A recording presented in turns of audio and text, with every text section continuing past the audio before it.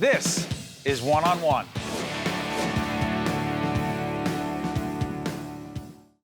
Hi, folks. Welcome back. I'm taping from our home in Montclair, New Jersey, and we are now pleased to be joined by our good friend. He's been with us many times. Never been more important than today is Carlos Rodriguez, President and CEO of the Community Food Bank in New Jersey. Good to see you, my friend. Good to see you, Steve. Carlos, we actually just taped a month or so ago. We're taping on the 8th of April, talking about diabetes with the Raspberry Foundation, a totally different topic. Maybe it's not totally different because it's one of the factors, if you will, if someone gets this virus. The Community Food Bank in New Jersey, how significant is your work right now? And how significant will it be moving forward in helping so many people who are in need? Well, during any disaster, those that are most vulnerable and have a hard time making ends meet is the first ones that we have to make sure continue to make ends meet or continue to have food on the table. And during this crisis, we've seen this at a proportion that's been unimaginable. And it's not just those directly affected by the COVID virus and trying to figure out how to give them food while they're sheltering in place, but it's also those that were impacted by the economic effects of the shutdown and of making sure that everyone can stay at home in place. And there's so many everything that we know, really the complexity of not being able to put food on the table or only having certain resources to do that really come to life and have come to life in a new way. Families that are living paycheck to paycheck didn't have the opportunity to go at the end of the month in February and go stockpile 2 weeks worth of groceries. So that was problem number one. And then problem number two is how do you, as soon as they lost income, get them food in this new environment? And so there's been a host of different operational environments, economic realities that we've had to quickly adapt to. A couple things. First of all, we're putting up the website of the Community Food Bank in New Jersey. They need money. They need help all the time, but now more than ever. Carlos, say we, in fact, air this program in May and June. Someone says, oh, it's dated. You're taping close to the middle of April, but it's seen way after that. The need will not only exist, maybe even greater. Talk about it.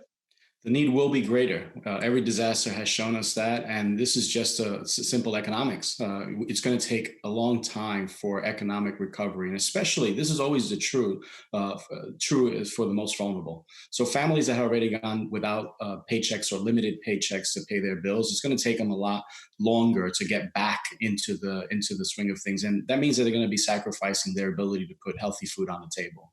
And so now more than ever, we need to have the resources on hand to take care of the immediate problem, food for everyone right now. But also we have to start thinking about the tomorrow, the next day, the May and June, when the recovery will clearly hopefully it'll be a recovery by that point.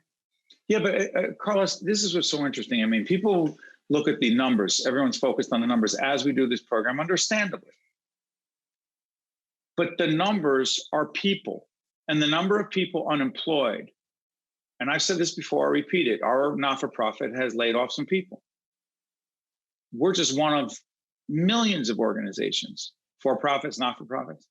As more and more people, and yes, it's great that unemployment benefits are longer and it may be more money, but here's the question.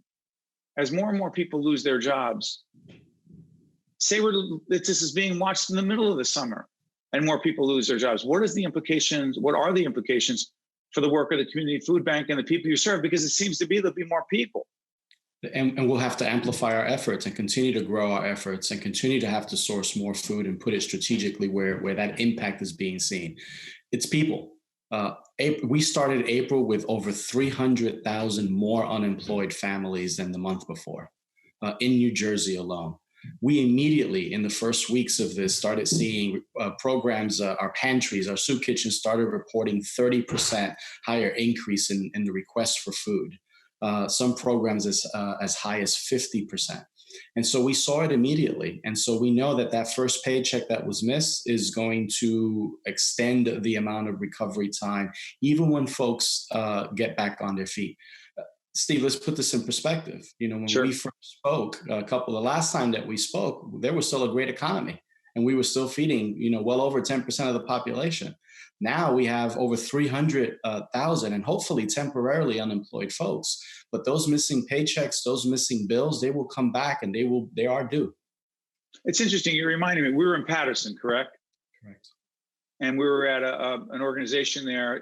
Remind me of the name of it, Carlos? We were at Father English Food Pantry in Patterson. And the Community Food Bank has a close connection with them. And it was early on, and things were relatively good. Their need will be greater. And by the way, is there a connection? Is there a diabetes connection, or am I wrong about that? Well, there's a diabetes connection in terms of we're hearing that folks with people with underlying conditions, they can get hit the hardest. And I think diabetes is one of the illnesses that have been mentioned. So if you have any underlying illnesses, that's a connection. So, our work to make sure that folks with an underlying illness stay healthy, so that the next time there's an illness, whether it's the flu or a pandemic, they have a higher ability to stay strong and hopefully survive, is always important. It's always important. But now more than ever, we want to make sure that everyone stays healthy. And yes, social distancing is the norm of the day, but eating healthy as best as you can under these circumstances continues to be a reality every day. Yeah, it's interesting. As I said, we're taping on the 8th of April. If social distancing is not the norm or the guidelines or the requirement of the government, the other issues that Carlos raised will not go away. Final question, Carlos. You are a nonprofit. We are a nonprofit. We've been putting the website up for the Community Food Bank. Where do those dollars go if someone chooses to contribute? Those dollars go straight to the Community Food Bank of New Jersey, where every dollar, even before these times, helps support up to 3 meals. And right now, we've seen our increase for food and donations drop during the pandemic. So we'll need to recover those donations well after this pandemic. And so we'll be using and have been using dollars to purchase food to make up for the loss of donations, not just to deal with the immediate need that we saw during the crisis, but to deal with the long recovery ahead. And so food, distribution costs, extra warehouse helpers.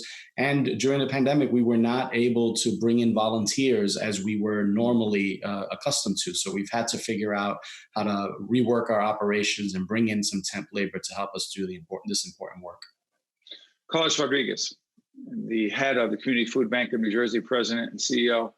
Thank you for the work that you've done to date. Thank you for the work I know you and your colleagues will continue to do, and will continue to shed the light on this important issue and the needs of so many people in the work of your organization. Thank you, Carlos. Thank you, Steve. I'm Steve Adubato. We'll be right back.